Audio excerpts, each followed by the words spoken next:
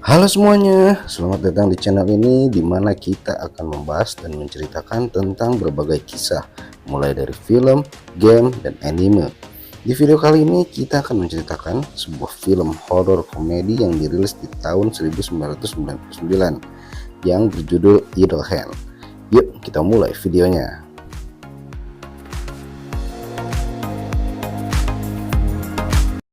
Film ini dibuka sepasang suami istri yang akan beristirahat pada malam hari. Saat lampu sudah dimatikan, tiba-tiba sang istri melihat sebuah tulisan, "Saya di bawah tempat tidur." Seketika mereka pun kaget. Si suami langsung memeriksa bawah tempat tidur, namun mereka tidak menemukan apa-apa. Tapi karena si ibu gusar, si ibu meminta si bapak untuk mengecek seluruh isi rumah, dan si bapak pun melakukannya. Karena tak kunjung kembali, si ibu pun penasaran dan menyusulnya. Namun tiba-tiba, si ibu tersandung sebuah senter yang dipakai si bapak dan terjatuh. Seketika dia pun histeris karena di lantai telah berlumuran darah. Si ibu ini pun lari ke atas lantai dan mencoba menelpon. Namun karena tegang, telepon pun jatuh, dan saat mencoba mengambilnya,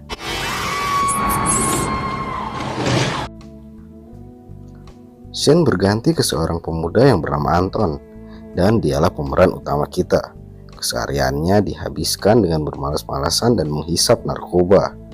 Dan saat berkunjung ke rumah temannya untuk meminta narkoba lagi, teman-temannya menceritakan bahwa kota yang mereka tempati sedang menjadi sorotan karena beberapa kasus pembunuhan yang terjadi belakangan ini. Namun si Anton ini tampak tidak peduli. Dia malah melirik seorang perempuan yang lewat yang bernama Molly, dan sebuah buku pun menjadi alat untuk mereka berkenalan. Namun si pemuda ini malah gugup dan langsung pergi. Thank you so much for returning it. Hey! Scene berganti lagi ke sebuah penjara di kota Utah, di mana ada seorang biarawati yang berpura-pura untuk melihat para napi. Namun fokusnya hanya ke tangan salah seorang napi, dan dia langsung bergegas pergi sesaat setelah melihat tangan napi tersebut sambil berkata, "Itu sudah pergi." Saat sudah sampai di sebuah truk miliknya, wanita ini seperti sedang menyelidiki sesuatu tentang pembunuhan yang marak terjadi di beberapa kota, sampai akhirnya dia menyadari sesuatu dan langsung pergi.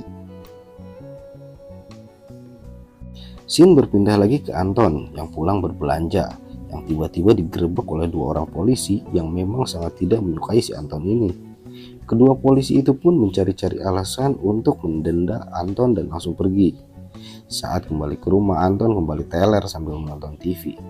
Dan saat sedang menyiapkan roti, ternyata pisaunya sudah berlumuran darah.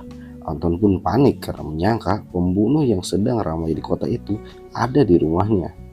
Dia pun berlari-lari sampai tersandung sebuah payung dan menabrak patung Halloween yang ternyata itu adalah orang tua Anton yang di awal film tadi kita lihat.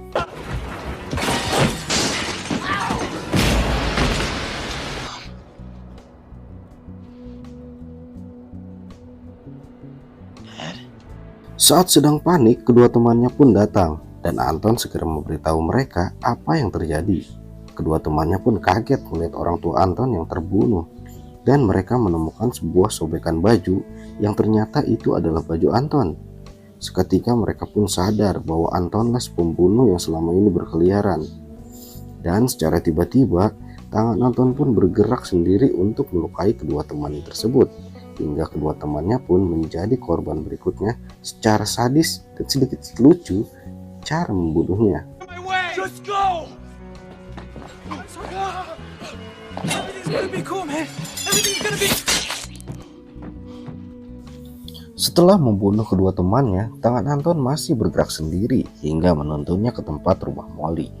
Sambil dengan susah payah mengatur tangannya, Anton pun berbicara dengan Molly dan mencoba pergi. Namun mereka malah terjebak di kamar Molly, dan dengan sedikit bantuan dari tangan gilanya, mereka pun akhirnya bermesraan. Scene berganti saat Anton akhirnya menguburkan kedua orang tuanya dan temannya. Namun tiba-tiba kedua temannya itu kembali bangkit dan membuat Anton pingsan. Setelah siuman, Anton kembali kaget ketika kedua temannya yang telah mati itu duduk di sofa dengan pecahan botol menancap di kepala Mick dan badan yang terpisah dengan kepala dari si gendut. Ya, namanya juga film horor komedi ya. Setelah menjelaskan kenapa mereka bisa hidup kembali, Anton pun meminta bantuan untuk menghentikan tangannya dari mereka. Dan mereka pun menemui Randy yang memang terkenal dengan masalah magic. Randy pun memberitahu untuk membuat sibuk tangannya agar tidak menjadi tangan iblis. Trick is to keep yourself busy. That's why I'm always working on the board. Keeps me out of trouble. Idle hands are the devil's playground. Sin kembali ke rumah Anton. Anton pun menyibukkan tangannya dengan merajut ditemani kedua temannya yang telah menjadi zombie. Namun tiba-tiba kedua polisi yang sangat mencurigai Anton tiba di rumahnya dan akhirnya mengetahui bahwa Antonlah si pembunuh itu. Berusaha untuk menangkap Anton, kedua polisi itu pun malah menjadi korban tangan setan berikutnya. Karena frustasi akan kelakuan tangannya, Anton pun akhirnya memutuskan untuk memotong tangan gila tersebut. Namun tangan itu pun melawan dan dengan sedikit bantuan dari teman zombinya, tangan itu pun berhasil dia potong.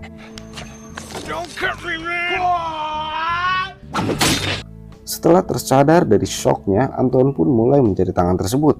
Namun tiba-tiba Molly sudah berada di depan rumah untuk pergi ke pesta dansa dengan si Anton.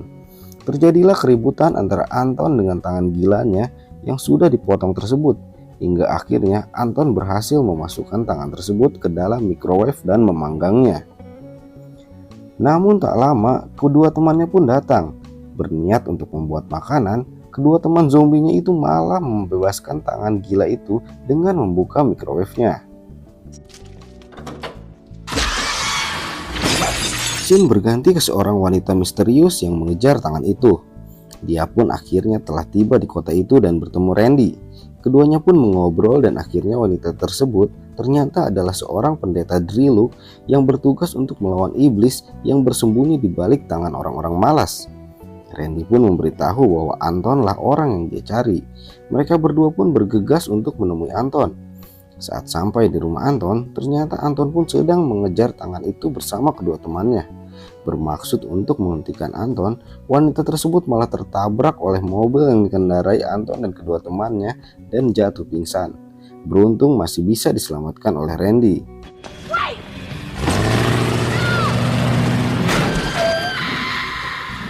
Scene berganti ke si tangan setan yang akhirnya sampai di sebuah mobil yang di dalamnya terdapat remaja yang sedang asik-asik. Dan tidak lama kedua remaja itu pun dihabisi oleh tangan itu. Anton akhirnya telah sampai di pesta itu dan bergegas untuk mencari tangan setan tersebut. Namun saat sedang mencari, Anton malah bertemu sang pendeta wanita tersebut dan segera mungkin pendeta tersebut mencoba membunuh Anton. Sebelum akhirnya dihentikan saat Anton menjelaskan bahwa dia sudah memotong tangannya dan tangan itu sedang mengejar Molly. Si pendeta tersebut menjelaskan bahwa pada jam 12 malam nanti, tangan tersebut akan membawa Molly ke neraka jika tak dihentikan. Mereka pun bergegas untuk mencari tangan tersebut. Anton pun pergi ke aula untuk memperingatkan semua orang bahwa ada tangan setan di tempat tersebut. Namun semua orang tidak percaya, sampai akhirnya seorang vokalis band yang sedang manggung dihabisi oleh tangan itu. Kekacauan pun terjadi. Molly dan kawannya akhirnya mencoba melarikan diri lewat saluran udara. Namun ternyata si tangan setan itu pun mengikutinya. Saat terjebak di sebuah kipas ventilasi, Molly berhasil lolos namun tidak dengan temannya.